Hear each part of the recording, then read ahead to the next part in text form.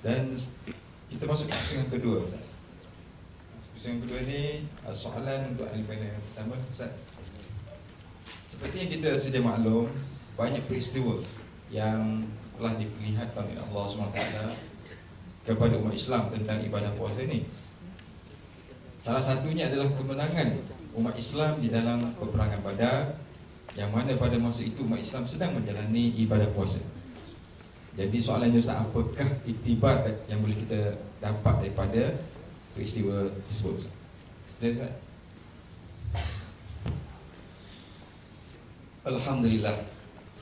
Jadi anak sekalian, maknanya ni round kedua. Saya tadi bincang dari bilik tadi, mungkin kita sampai zuhur, mungkin sampai 5 round. Dalam rangka ni dia akan 2-3 round dia. Kita tambah lagi 2 orang, boleh ke? Boleh? Masya Allah. Kalau boleh, ahli panel tak boleh lah. Saya usul dalam syarat, saya pun ada hal. Jadi maknanya menurut dewan saya perlu balik lah. Anak sekalian, memang hebat Ramadan ni. Ramadan pun, sebelum jawab soalan ni, kita orang sedikit. Ramadan pun ada 3 fasa. Fasa pertama, fasa kedua, fasa ketiga. Fasa pertama ni iaitu rahmah. Fasa kedua, maghfirah. Fasa ketiga ialah keampunan daripada neraka Allah. Awaluhu rahmah, wa awsatuhu maghfirah, wa akhiruhu itqun minan nar. Ini cantik. Ada 3 fasa. Jadi ini tapisan-tapisan. Kalau lawan bola pun maknanya, kalau kita Ramadan maknanya ramai grup masuk peringkat pertama tu. Mungkin ada 15 kumpulan. Bila masuk round yang kedua, fasa kedua, dah tinggal mungkin 6 pasukan saja. Akhirnya tinggal 2 lah, nak cari mana, sama ada Itali atau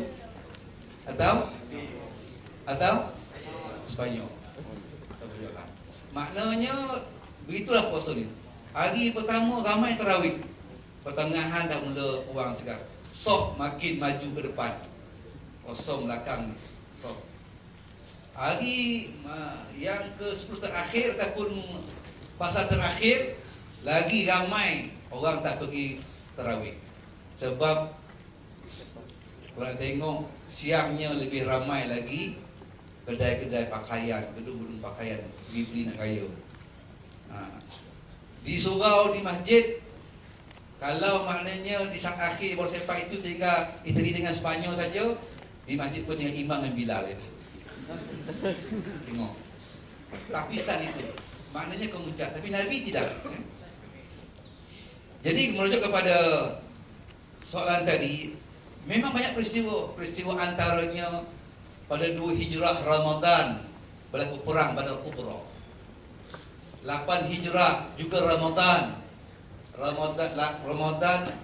Hijrah berlaku apa? Berlaku Fathul Makkah. Dan lagi banyak perang lagi, antaranya perangan Ain Jalut yang dipimpin oleh Sultan Qutuz, juga dalam Ramadan. Kalau lihat yang terbaru sikit tentang kemenangan Mesir menawan semula wilayah-wilayah yang telah dijajah oleh Israel, dipanggil Sita Oktober, pun bulan Ramadan. Bagaimana tentera Israel Mesir meruntuhkan benteng yang terkuat, waktu disiapkan benteng yang paling terkuat dalam dunia. Akhirnya dapat diruntuhkan oleh tentera Mesir. Akhir lepaslah Sinai. Akhirnya tawan dalam bulan puasa. Akhirnya Israel tersepit. Bila Israel tersepit, maka Amerika berikan tawaran 30 bilion kepada Mesir. Maka berlakulah perjanjian Camp David. Antara kandungan dia ialah Mesir akan menerima bantuan daripada dunia 30 bilion untuk baik pulih infrastruktur negara dia, tapi antaranya Mesir tidak boleh menanam gandum lebih dari 30% muka bumi.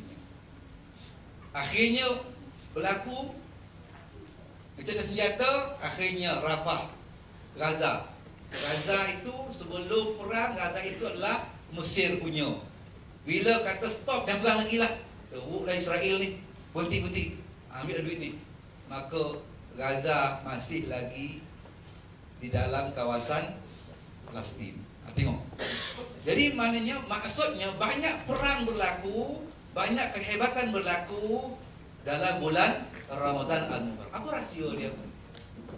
Pertama sekali, kita kena ingat, pertama sekali ialah kita kena meletakkan kekuatan, sumber kekuatan itu pada Allah, bukan letak kepada makan minum. Kalau kita katakan dengan makan minum kita akan kuat, bermakna kita silap. Makan minum ada sebab musabab saja. Sahabat ditunjukkan oleh Allah dalam perangan Badar 313 orang. Musuh ada 1000 orang. Mengikut pendapat Sekutu Tanzil Quran mengatakan 303 orang itu hanya ada 17 orang saja dipinggaki pedang. Yang lain keluar berlenggang kerana keluar bukan orang. Musuh pula 70 orang tentera berkuda dia, dengan tombaknya, dengan pemanah dia, dan senjata, semua orang ada senjata. Maka bersyaratkan Nabi ini para sahabat, maka orang yang ada pedang tolong pergi potong tempat amal yang basah, buang duri dia buat belantai, dan bagi satu soal pada sahabat yang ada senjata. Bermakna 313 orang, 17 orang ada pedang, 297 orang pakai pelepas tamat. Tapi akhirnya sejarah membuktikan Badar Kubra Islam mendapat kemenangan yang gila dalam Ramadan Al-Mubarak. Pengukur dia ialah bukan kekuatan datang pada senjata yang lengkap, bukan datang daripada makan minum, tapi yang paling penting ialah ketakwaan kita kepada Allah. Itu tadi kita ingat, ya ayyuhallazina amanu kutiba alaikumusiyam kama kutiba alladzina min qablikum la'allakum tattaqun. Takwa itulah yang berikan sahabat menang. Takwa itulah sebab syarat untuk datangnya pertolongan Allah adalah bertakwa. Jadi dalam konteks itu nak sekalian, anak-anak belajar, jangan katakan dengan studi yang banyak otak kita ini hebat, boleh kita curang hebat. Itu silap. Letakkan juga ialah ketakwaan yang tinggi boleh mencemerlangkan kita di samping otak yang sihat, badan yang sihat. Bermakna seorang pelajar mesti dia gunakan bulan Ramadan ini yang baik, supaya dia jadi orang yang jenius, orang yang hebat. Sebab Ramadan ada keberkatan. Sahur itu berkat. Sahuru fa'innahu barakah, kata Nabi. Bersahurlah kamu kerana sahur itu ada berkat. Berkat itu boleh kita cerdik. Kadang-kadang kita malu nak bersahur. Nabi kata bersahurlah kamu walaupun hanya seteguk air. Bangun pun dapat keberkatan. Anak sekalian, berkat penting. Jadi maknanya keberkatan ini, sahur tu bukan kalau aku tak sahur pun boleh puasa. Aku dah lama dah, dulu pun tak sahur, tapi boleh puasa. Aku memang tak kisah sahur ni, aku boleh tahan. Bukan masalah tahan, masalah ialah bagaimana kita berbuat keberkatan. Sebab berkat itu ada bersahur. Ustaz cerita satu kisah. Ada seorang miskin yang PPRT, suami isteri. Ini betul berlaku dalam 2009. Dia bincang-bincang, kita ni kenapa? Dia kata, saya bekerja, awak bekerja semiti, tapi kita ni tak boleh keluar sebab miskin. Sama kata suami dia, Ustaz pernah cakap, kalau kita ni mau berzakat, harta kita sebur. Cubalah bang, dia kata berzakat. Maka pergilah dia ke Seremban nak bayar zakat. Ustaz zakat kira-kira pendapatan keluarga dia. Dia kata, tuan tak layak bayar zakat, tuan layak menerima zakat. Tak, kami nak bayar, kami sepakat mesti nak bayar. Okeylah, bayar, terima lah. Dia bayar RM10. RM10 dia bayar. Sampai 6 bulan, dia datang lagi, dia tambah untuk bayar RM15. Jadi, Ustaz zakat kata, tuan dah dapat semua tetap. Gaji saya sama, macam dulu juga. Bila kira-kira, tuan orang yang tak layak bayar zakat, tak layak lagi. Tapi mengapa naik RM15? Dia kata, sejak saya bayar zakat RM10, anak saya tersantun akhlak dia. Anak saya cemerlang belajar. Daripada bawah tiba-tiba melompat naik. Guru kelas semua heran. Macam mana dia anak bercerdik. Keberkatan zakat itu. Bermakna dia mengambil peluang berkat melalui zakat. Sekarang kita ada banyak keberkatan. Sahur, tasaharu fa'inahu barakah. Bangun sahur. Sebab sahur itu ada keberkatan. Dengan berkat kita akan jadi orang yang hebat, akhlak tersantun, boleh bahasa tersusun, belajar cerdik. Ingat, sebab keberkatan itu anugerah Allah. Jadi perang tadi berukur senjata tak lengkap, tentera tak ramai. Banding dengan musuh lengkap dengan kudanya, pemanahnya, lok tombaknya. Tapi mengapa menang? Sebab para sahabat mengambil ketakwaan kepada Allah. Syarat turunnya pertolongan takwa. Jadi mungkin itu. Jadi anak sekalian, hikmat kuasa itu memang hebat. Ya. Bukan maknanya melemahkan kita, bukan menguatkan kita. Itu kalau boleh lah, kalau boleh. Saya pun dalam NGO saya pun nak susun pada bulan Ramadan ada satu hari kita akan berjalan 10 km. Lepas kita bangun qiyam, hari terakhir bangun qiyam, kita pun lepas subuh kita baca surah Al-Quran, lepas tu jam 8 kita dengan kawan akan berjalan 10 km. Kenapa? Sebab kita nak merasa sedikit tentang roh pada kubur itu. Jalan 10 km. Sebab nak ajar kepada diri kita tak makan tidak bermakna lemah. Tetapi inilah bausnya. Lagi kuat kita ni hubungan Allah, kita lagi kuat segala-galanya. Sedikit lagi cerita dia. Abu Qaqqah mungkin anak namanya tak glamour sangat. Ada nama Abu Qaqqah. Ada yang besok kahwin nak buat anak Abu Qaqqah. Tak minat, semua tak minat. Saya tak minat. Tapi ceritanya dalam perang Al-Qadisiyah zaman Sayyidina Umar. Dah kepung 3 bulan kuku musuh Yahudi tak juga lepas. Akhirnya syura bincang, kita kena buat berhenti.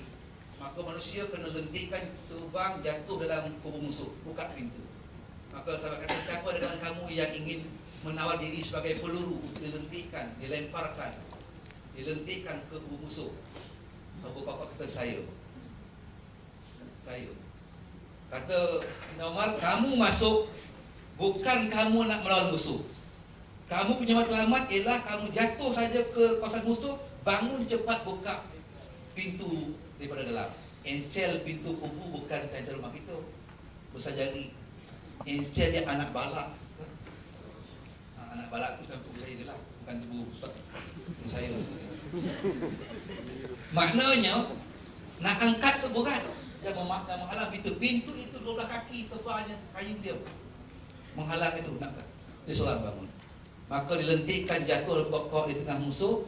Maka musuh tengok seorang jatuh, ting seorang je. Maka dia pun tikam, dia libih kepala, dia libih perut, main-mainlah, dia sepakkan kaki, dia biar. Dalam sejarah mengatakan sehingga perut Abu Qaqqah itu terburai dan ada yang putus-putus dah belakang. Tapi dia tangan kanannya memegang perut yang dah terburai, tangan kirinya membenarkan jemari di atas tanah. Dia merangkak. Akhirnya bila dah hampir ke pintu, baru musuh perasan ini luar biasa orang ni. Akhir semua tiba-tiba pedang. Tapi akhirnya hancur tubuh dia, dia tetap bangun. Dan bayangkan anak sekalian, sejarah dia, perut dah terburai, darah dah habis dah, tapi nyawa masih lagi Allah izinkan. Akhirnya tangan dia sebelah saja mengangkat anak balak, yang sebelah tetap memegang perut dia terburai. Ditarik perut dia, terbuka pintu, maka sudah masuk. Maka dia pun syahid. Mengajar kita tentang makna hubungan Allah. Jadi kita yang lepas peluang ini. Apa benda kita mengadu dengan Allah. Bangun qiyam mengadu dengan Allah. Berdoa kepada Allah. Sembahyang jaga. Puasa kena hebat. InsyaAllah mudah-mudahan rahsia kehebatan Ramadan kita akan perolehi. Wallahu a'lam.